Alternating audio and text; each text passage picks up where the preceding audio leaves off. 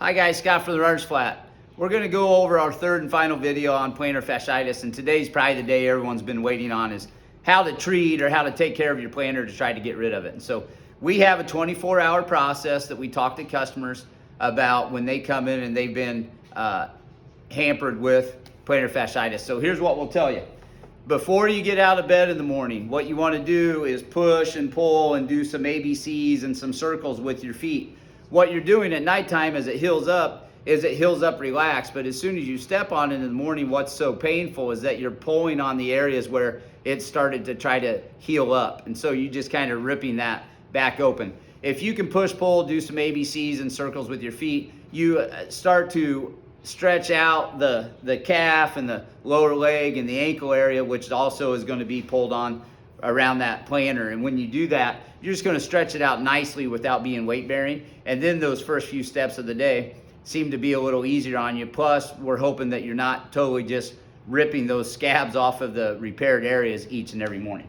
Okay, then throughout the day, foot up against the wall, foot behind you with you on the wall, you're stretching your calves 2 or 3 times a day. And then you're also at nighttime, you can be kneading your calves, but also on your foot, just get your thumbs in that foot, in the area on the bottom. It can be close to your heel, close to your toes.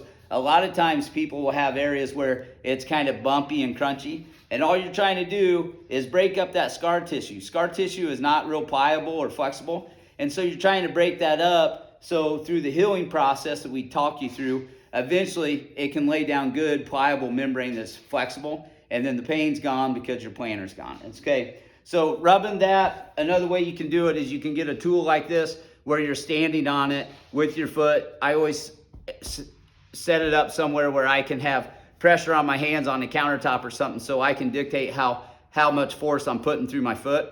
After a few days of rolling your foot on that with different angles, you can essentially be putting more and more pressure on it and breaking up that scar tissue. We talked about inserts. We talked about Strasbourg sock, things that help you heal it up or decrease how much you're putting tension on it during the day. But rubbing on it at nighttime when your day's over, you try to break up that scar tissue. And then the last thing is a bucket of ice and water. People want to ice it with a bag of peas, and the bag of peas is cold and you sit your foot on it.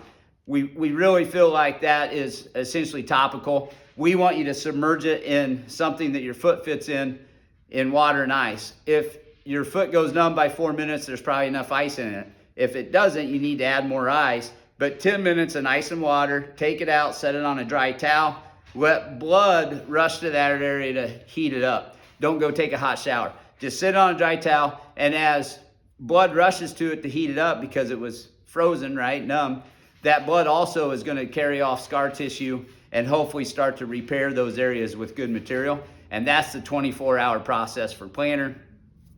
We hope you don't have it. If you do have it, we hope you get rid of it. Hopefully these videos helped.